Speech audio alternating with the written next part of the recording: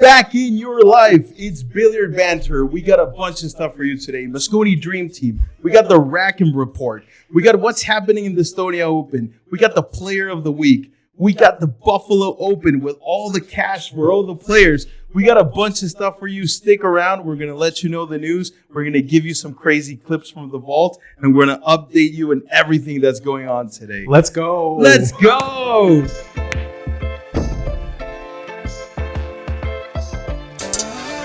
What's up, everybody? It's Billiard Banter, your favorite podcast for pool sports. We're back here. I'm Joe. I'm Brian. And we're back cooking, guys. So what's up, man?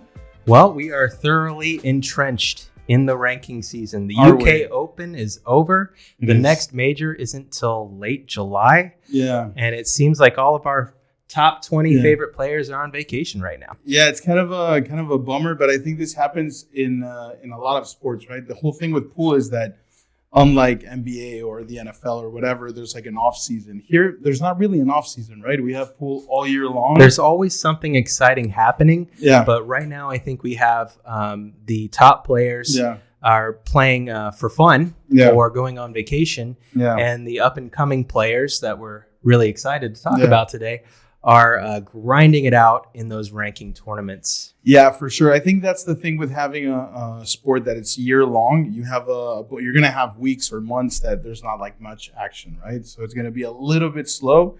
And I think we're in the thick of it right now. Right now, yes. But we have a lot of exciting things lined up to talk about today. Yeah. Obviously, the biggest events in pool are coming up late July. Yeah. We got the World Championship. Yeah, that's going to be fun. That's going to be fun. Not only for us, for players as well, because they're going to get big prize money, big event in Saudi.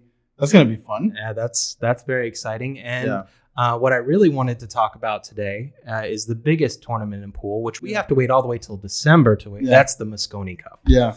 Yeah, that's the big one. That's the big one, and it's the daddy of all the tournaments. You know, it's the big one. Yeah, you know, it would be one of the things we were talking with Brian is getting the opportunity to go because it's such a cool tournament, and not only because of the best players are there, the whole environment, and most of the season is leading up to that moment, right? But the fans, the fans and the environment that brews in that environment, it's crazy. We're talking about going right now. Yeah. Let us know in the comments below if you'd actually watch that. Yeah. Because we're located. You better, because we really want to go. We're located in Spain right now, so that's quite a journey for us. Yeah. But we're thinking about going and getting the opportunity to maybe interview some of the elites. It would be fun. Just being there, But it'll be curious to see if they mix up the teams this year. Yeah. So I got a question for you, man. Now we're getting into Mosconi. We'll do a preview of this, deep diving into the whole Mosconi. Not everybody knows the whole format and everything because some things change. But I got a question for you. If you could pick your dream team, who would you put in it? That I have thought about for ever since the U.S. has continued to lose for the last 5 years. But it's hard to say right now. Yeah. I think through this ranking season, through these ranking tournaments that we're seeing right now, we're going to have some emerging talent for sure. That we're actually going to be talking about and wanting to see. For me, on the European side, I think Shaw has been a leader for so long. Yeah. You're always going to have Shaw right now. For sure. FSR is my favorite Spaniard. Yeah. I feel like him and David Al-Qaidi are awesome, but if I had to choose one of them, it's going to be FSR. Yeah. We talked about Jonas Soto.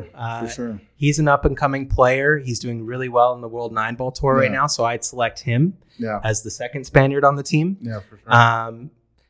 I'm really excited because I think Joshua Filler is going to make a triumphant return back to the Mosconi Cup after not being invited last year through all the drama with the WPA. Yeah. And realistically, my final slot is going to either go to Albin Ocean or Kasi. Yeah. I don't know which one I prefer at this point. It might be Ocean, but Kachi's he's on fire, man. Yeah, he's delivering, and both of them are not first timers at the Mosconi Cup. No. But I think Albin is performing so well right now that maybe he deserves another shot at it.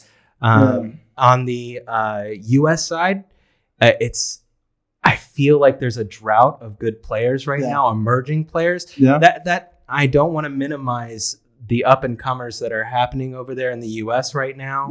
Because they're doing some very exciting things.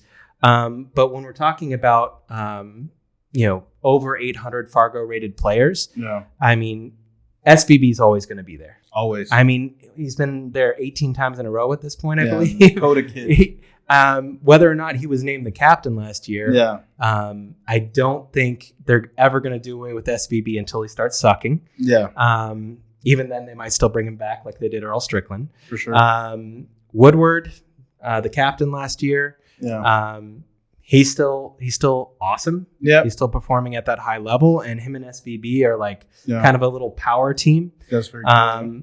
I really like seeing Steyer at the tournament. Yeah, he's bringing his.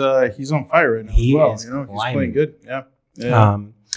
Obviously, Gorst is playing on the U.S. side. He's played on the European side before. Now he's playing on the U.S. side. We got to have Gorst. And I just don't know my last slot. I'm going to leave that open as we see the ranking season come to an end. What about you? Who is your top dream team? We had a little bit of a chat beforehand. And I didn't, when I say dream team, I'm thinking a little bit more dream team in the sense of like not only current, right? You brought it a little bit more up to date. And I thought about it historically, right? So in my case, for Europe, I would go with Niles, who's like an all-time great. The Terminator. Yeah, the Terminator. He has like I think he's all-time in appearances, so you got to have him, He's still active, which kind of surprises me. A lot of people wouldn't, especially like in this case, you're doing the same thing, not putting him on the team. He wasn't on the team last year either. No, he's performed well in the past. So kind of like Ocean, kind of like Albin Ocean, you'd have him on your dream team. Who's next on your? So I would have on Dream Team. I would have Melling. He's I think he's one of the GOATs, not considered by many, but he's like on every time he plays. Entertaining as hell. Great. So great. I would love to see him. I think he would energize it for sure. It would be incredible. Shaw, you gotta have Shaw. MVP, numerous times MVP. The Eagle, he's incredible. I would then have Alcaide just because of Spanish sentiment.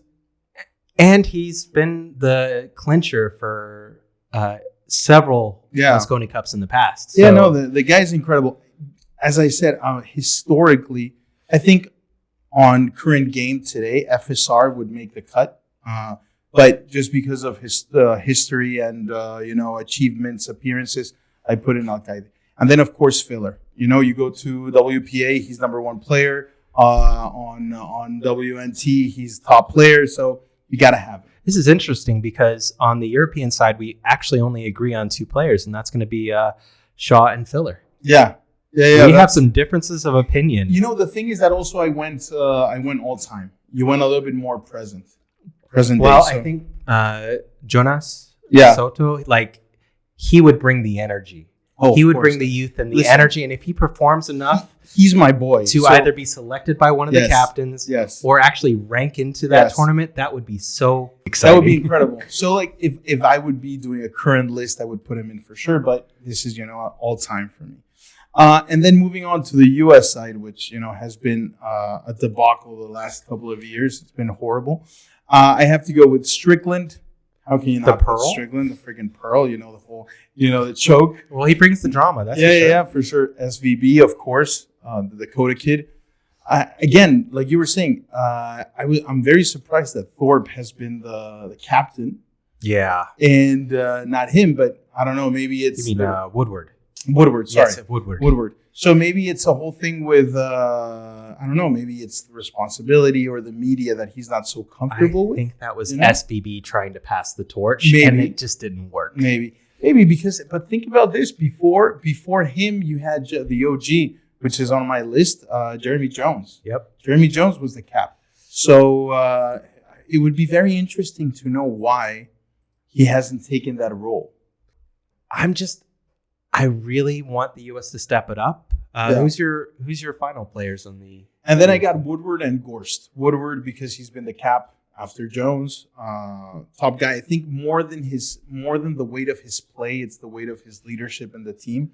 I think 2024, despite them losing again, you could feel how important he was for every player. I remember watching the Steyer match and how much Steyer relied on him on every shot after every frame, you know? So I think he's an important guy for the team right now, and that's why historically I put Jones as the cap. Strickland, you have to have him. As the current leader in this team, I put Woodward.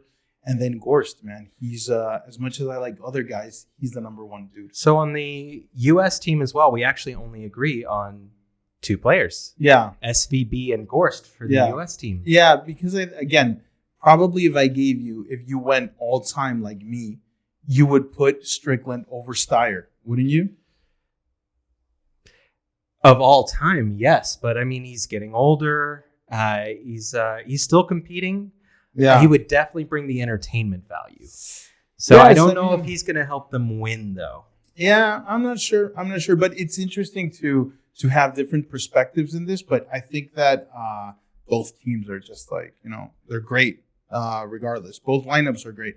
And that's the cool thing about the Mosconi Cup, because even though you brought a present day lineup, this can be completely different by the end of the year with the rankings. This is going to evolve, and I think our lists are going to evolve as the year goes on. For sure.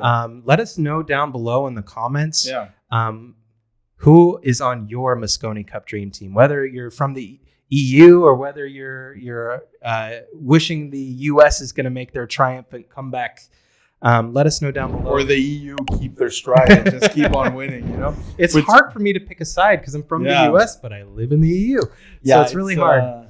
It's tough. I think the EU, and we'll talk about this in the preview next week probably, but I think the EU is going to continue to dominate. It's just the lineup is stacked. The players they can choose from is stacked. I feel like the US now, with maybe Ultimate Pool USA, WPA, and the tournaments coming back in place with 9-ball, maybe it'll get better. But it's just Europe. It's been so dominant for a reason.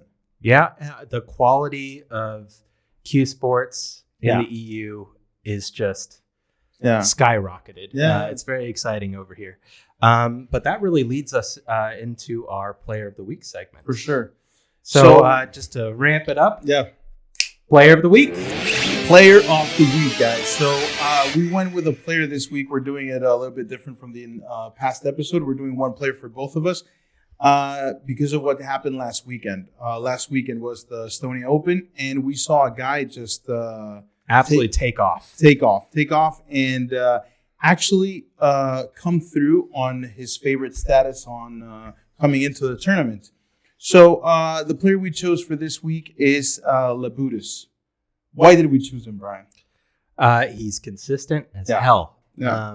And he's been grinding it out, climbing up, and now he's really performing at a seriously high level. Yeah.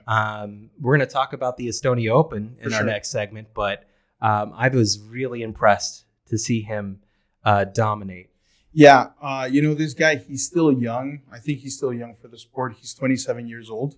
He came in as one of the favorites for this tournament that we'll deep dive, but he took it all. He played one of the other favorites, and the guy just pushed through the final easily, Apart from that, 13th in the world.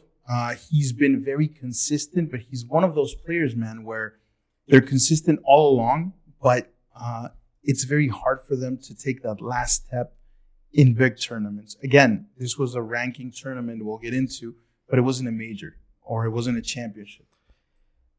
I'd be curious to see his record on the championships because I haven't really heard a lot about him. Yeah. Up until this past week. Yeah. And I'm very excited to see where he goes if he's able to perform the way he performed at the Estonia Open. In the crown jewel. Yeah, for sure. If he's able to, in the World Pool Championship in Saudi Arabia, that would be the exciting that would push him to the next level. So I'll give you a little bit of a rundown to notable achievements he's had. So he reached the finals in the European Open Pool Championships, the one that Filler won. So that's a big thing, reaching the finals. That was a big step for him. He couldn't close it out. And aside from that, he was third in the UK Open of 2024, and he was third in the 2025 Spanish Open. So again, he's reaching those final steps in those important tournaments, in some of them, but he's not closing it out. I know that feeling when you choke on the 8 ball. Yes. In this case, he's just not crossing the finish line. He's not. Breaking, you said he was number 13 by the World 9 Ball Tour. Yeah, exactly. By WNT, rankings. he's number 13. Number 13. Any other notable achievements here? No, this is basically it. But if you look at a lot of tournaments he's played in the ranking circuit, he's always reaching the final rounds. Always.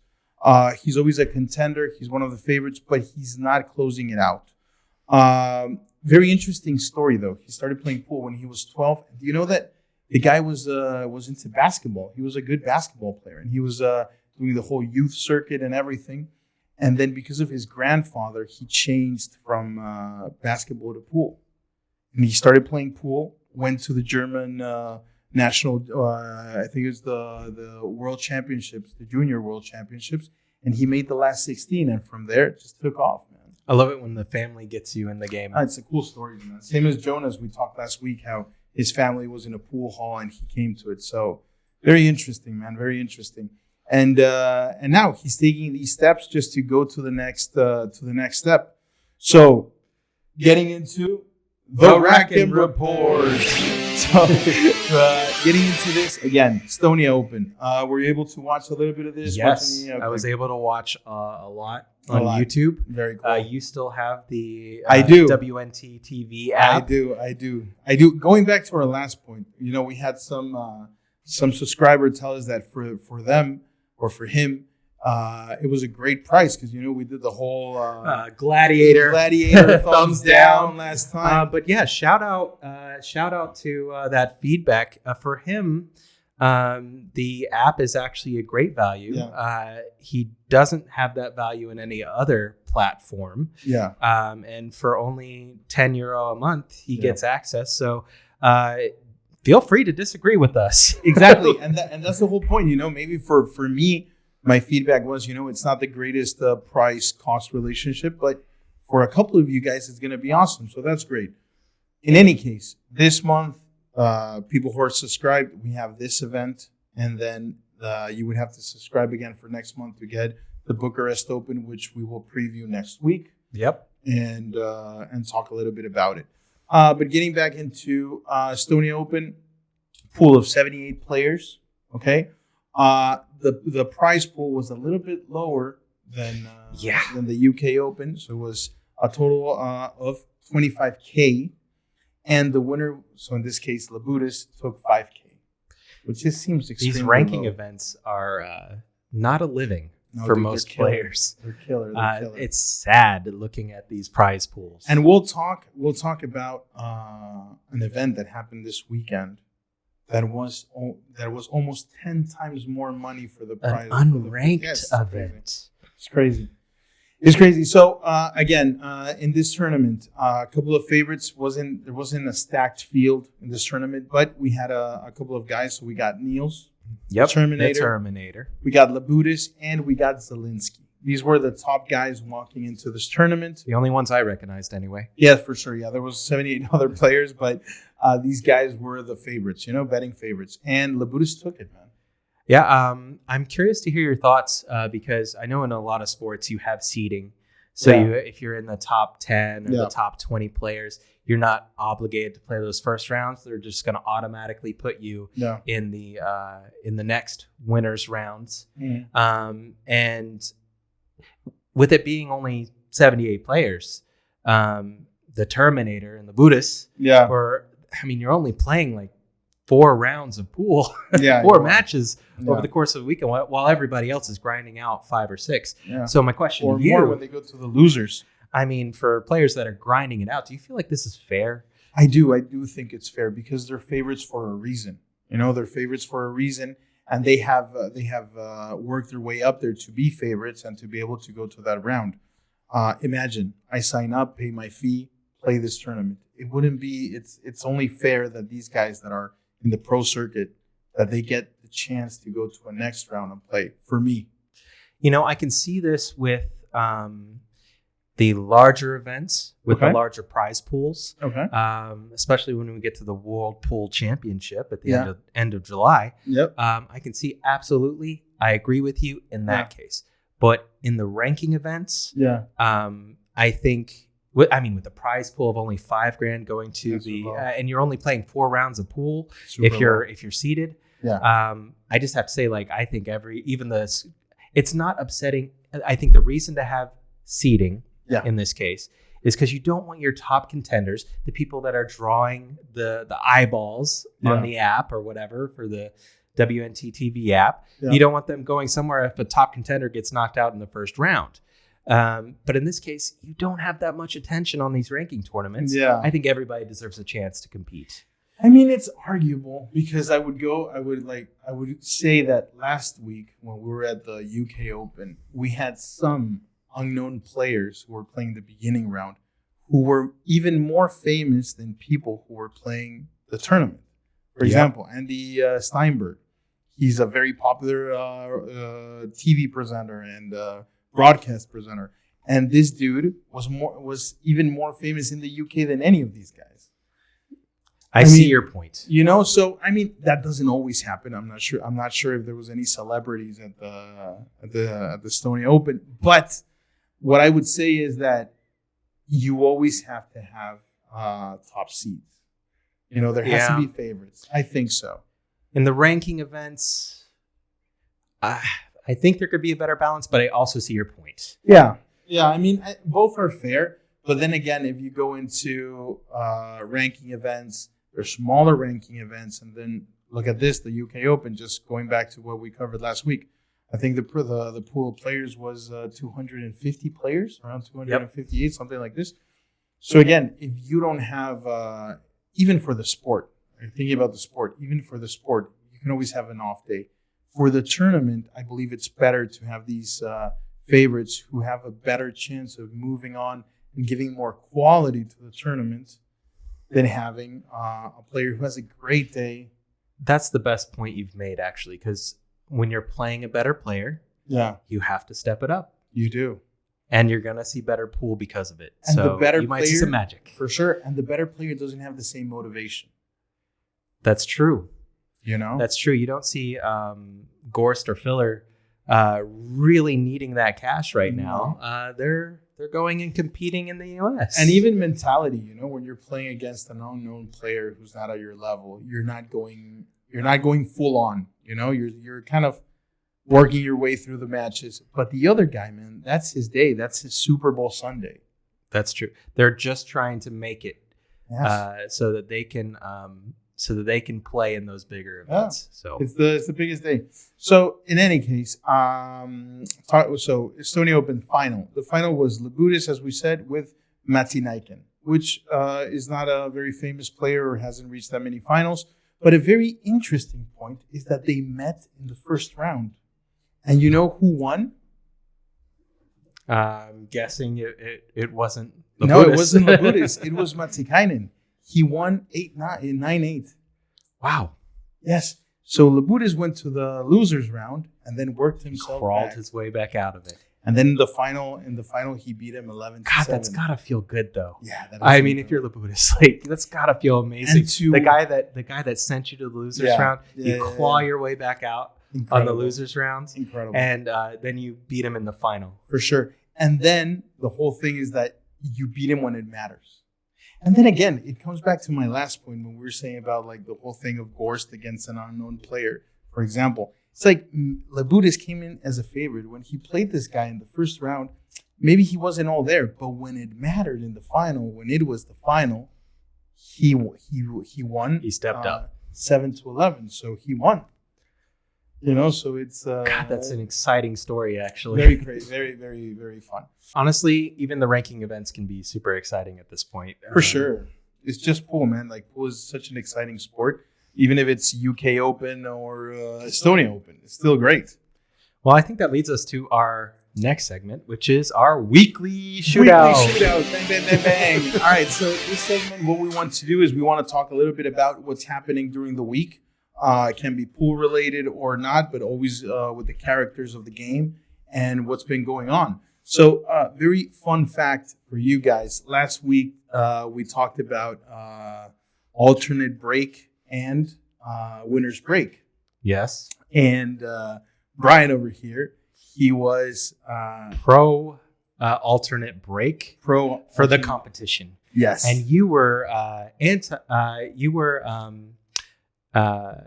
winner break. Yes. For the magic. Yes. For the master class. Yes. Because the magic of this, I think it's like the master class, the flow. And I found a meme that just I loved about this whole thing, and I wanted you to watch it. You guys are probably... I get to be Robin this week. Okay. You guys are probably looking at it on the screen. And it's just great, man. It's just funny. I'm Batman. Just like, no, don't even say it. So I thought that was just a fun thing to check out. And then going into current events, this week we could see FSR and YAP. They didn't play any competitive matches, but they went to do an exhibition in Singapore where they had this huge event with fans and just talking to everybody down there and promoting. I think FSR was promoting his tables, cues, and everything. And it was organized by Q Time. And I wanted to take time to ask you a couple of questions regarding this. So how big do you think FSR, because it looked like there was a bunch of people there, how big do you think FSR is in Asia? I mean, I think everybody in the top 10 is huge in Asia. Yeah. If you look at just the Fargo ratings for the world, not just for Europe or the US, but the Fargo ratings for the world, they are super into snooker and they're super into pool. And they have some of the craziest tournaments and some huge prize pools. So they're definitely building world-class pool over there. So to have like the top players from the EU come over, I mean, he's got to be a superstar over there. I remember visiting Japan and just being a foreigner, I felt like a rock star. Imagine coming as an actual celebrity, though. I've never been there, but I've heard of this. And of course, Yap was there as well, just coming fresh off the UK Open. So he's just, I'm sure, in Asia, big time celebrity. I'm just happy to see them, go there, get paid, and do their thing. Next up, our boy, Jonas, the island boy. So this guy, he went to play a local tournament here in Spain, in the north of Spain, called Pro Stars Cup. And he took it. Of course he took it. Champ of the Pro Stars Cup, still. Dude's on fire. On fire. Even though he lost the final, just rolled there. Again, not a stacked field, but took the tournament. At the UK Open, he lost the final. Yeah. Locally, he's still becoming a legend. Very even rapidly. Internationally, man. This guy is just on the come up. And then I wanted to ask you on this. Do you think these small events that don't have pros or the big time pros, do you think it's a good practice for them to still be practicing and being on fire? Or what do you think? I mean, when you're flowing, especially when you're still building a career, keep playing. Like, that's my opinion. Keep playing. Don't let that fire die. For more seasoned players, obviously, Jason Shaw and Joshua Filler, they can go on vacation. They know they can reignite the flame, but you got to keep that momentum going. What do you think? I think that if it's a high ranking event, yes. And I think that you always need to practice, and it's great, obviously. I think he was playing also with a couple of his friends, so that's awesome. But, there's always this conversation. Do not play with players who are not at your level, because it rubs off. Oh, God, that feels so relevant even to us as like a little better than average league players. Like that feels relevant because every time we have to play somebody in the C group or B group in our league, like I watch my quality just evaporate. Drop. So that was my point. Is it good? Is it bad? I think it's good for consistency and be playing competitive matches. But is it in your best interest? It's an interesting point. It's an interesting thought. Let us know what you think in the comments. For sure. Then I wanted to do a little shout out. To be honest with you, I hadn't been keeping up with Chris Smelling. Just looking at him. I saw this. And I saw a picture of him, man. And I was like, I just wanted to give him a shout out, clap my hands to him. And this guy has lost a bunch of weight. Yeah, we did a Pool Players React segment. It was one of our best clips from last week with the famous Chris Melling run out. Yeah. And like, I saw this picture. I was like, is that Chris Melling? I was shocked. Obviously, it doesn't matter for his game, the quality of his game, but good for you, man. For sure. We love you no matter what. I just wanted to give him a shout out. But also ask you a question with this. Do you think that, is it very tough to keep good habits on the road? These guys travel 300 days a year at least. So is it tough to have like good habits? And does being fit help your game in any way? I was going to ask you the exact same question. So one of my favorite YouTuber professional pool players is Jasmine Ocean.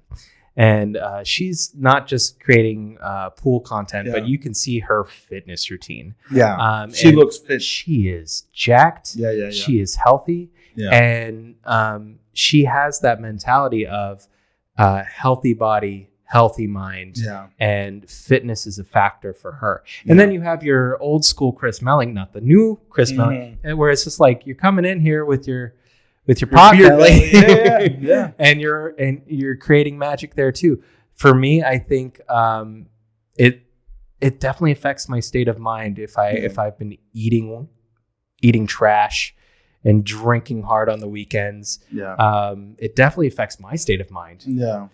Yeah, I think that it shows that life on the road, being on tour for these guys for like the majority of the year, it's not easy. And you can tell the majority of them.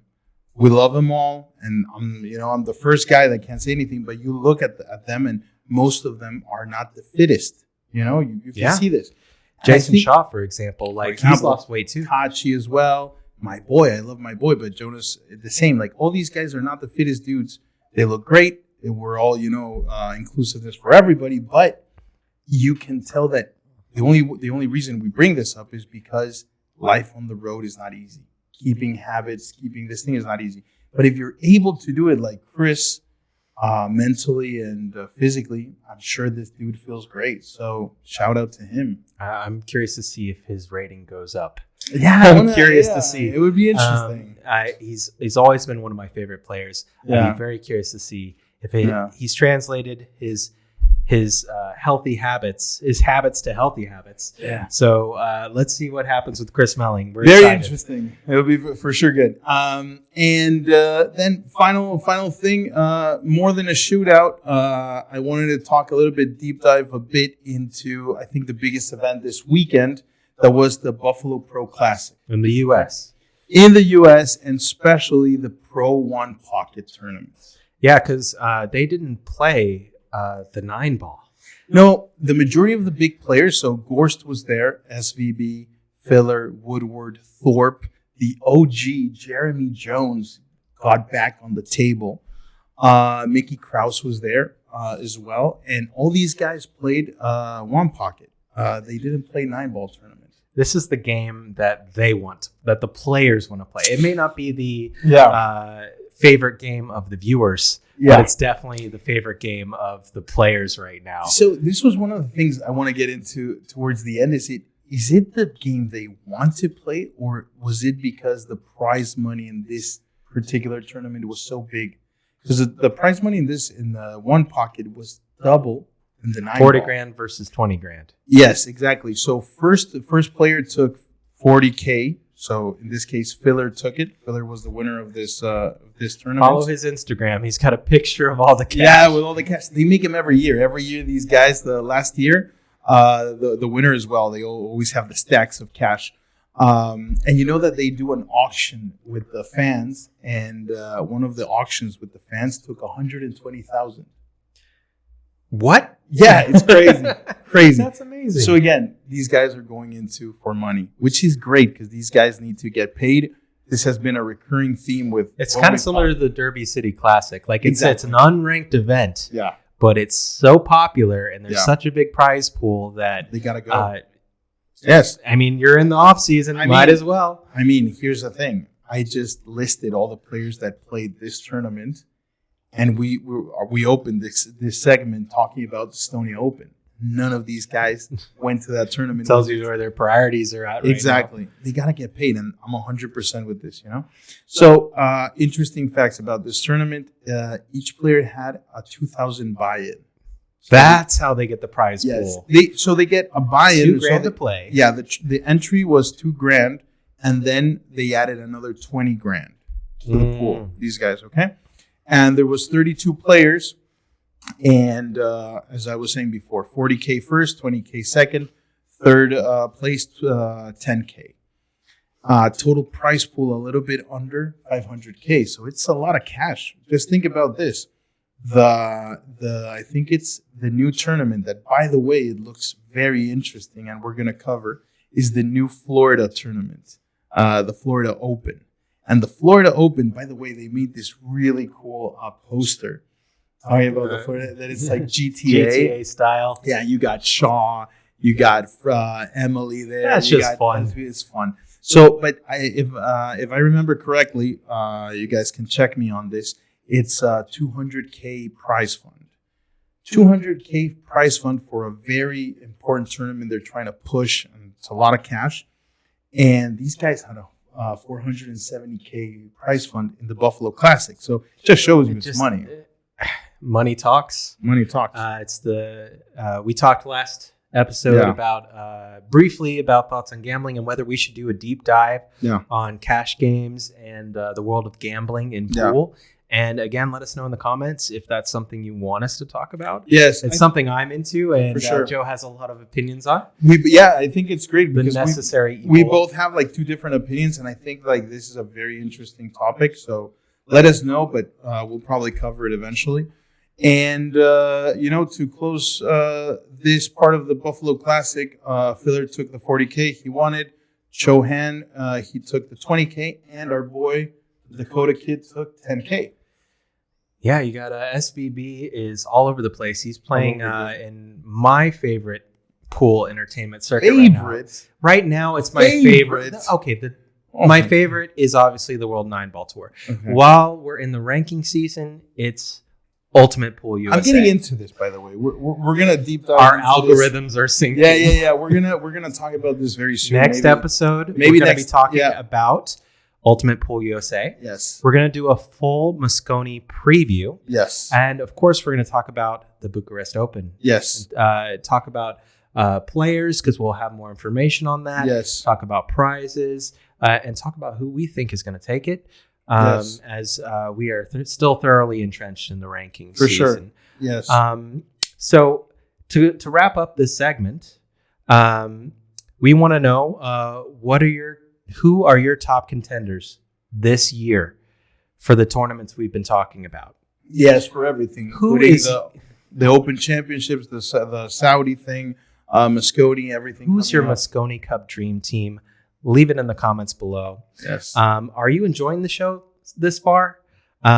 Don't forget to subscribe, smash that like button, and give us the feedback. This is still a new podcast, and we want to know what you like, what you don't like, and we're still rotating in new segments. Yes, I was going to say that we're introducing every week. We're getting new stuff in. If you like something more than others, let us know. We'll just vibe with more stuff that you guys like, and we'll introduce a bunch of new stuff. So that leads us to our final segment. At this point, if you're only listening to our podcast, we recommend you tab over to the video because we are jumping into Pool Players React. Bang, bang, bang. But seriously, if you're leaving us at this point, don't forget to subscribe for your next pool fix. And we're going to go ahead and jump into Pool Players React. All right. We talked about Earl the Pearl Strickland earlier in the podcast. Yeah. I couldn't help it when I saw this. What is he wearing? This is Earl, a younger Earl, touring in Japan. Okay. And I just wanted to get your reaction to this.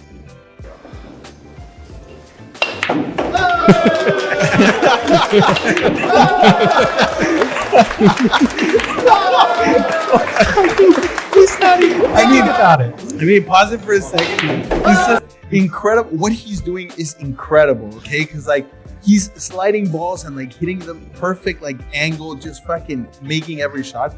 But what is hilarious is the two guys on the side just clapping their hearts out with excitement about this. Please give me more. No, he doesn't stop. He just keeps going. This is gold. This is the end. It's crazy. He's not missing a shot. I don't think I could make one of those. Could you? You gotta watch the final shot. Oh my god.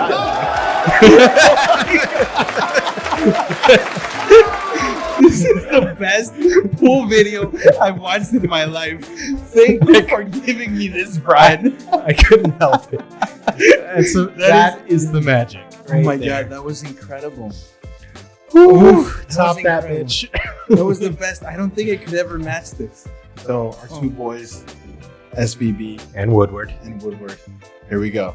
This is an incredible shot. Try to get the two ball. No. SBB leaves it up to Woodward at the end, but they're deliberating to use their extension. But he's essentially playing a two-way shot with the possibility of winning. Yes. He's like, instead of trying to make this and possibly scratching, he's going all in. I'm going all in. He's going all in.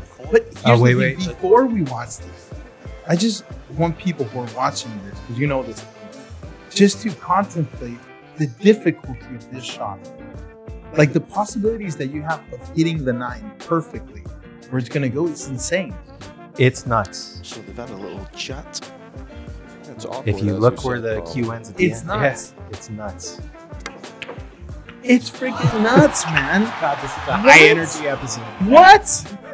It's bananas. That's why he's going to be on the team this year. Man, I'm he's telling not you, going anywhere. if I would make that shot, I would be like smelling in the last clip, just going ham on everybody. It's like, I'm done. It's crazy. I'm done. Oh, I love it. Do you know Corey Deuel? Corey Deuel? No. Oh, you don't. So he was called the Prince of Pool in the late 90s, early 2000s. Okay. But this is an amazing calculation. He finds himself in a difficult position here. Yeah. Out of the frying pan into the Look, fire. my friends from Pool Action TV. So the problem, the bank is actually on because the balls are frozen. Yeah. But it's blocked by the 7. Yeah. His object ball is frozen to that 5 ball right now. So he's looking at the bank. Yeah. He knows it's he calls it. Up there. He's calling it even though that pocket is blocked by the 7. So how do you solve this problem? I mean, first of all, he's gonna make his object ball on. Oh, okay. So I see what he's doing. He's gonna bank it off the side cushion and bank it. Now, I would never do that, but it's gonna be a crazy shot. I'm just gonna say, watch the 5 ball, not his object ball. Watch the 5. And he means to do everything I'm about to do watch. this. Okay. Blow my mind, right?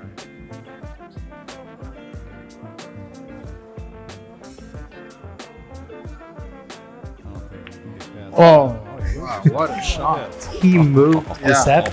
That's cool. That was a great shot. That's one way to solve your problem. Yeah. And I wouldn't never just solve it like that. I would have thought about a safety, right? But incredible shot. I had the confidence to hit it.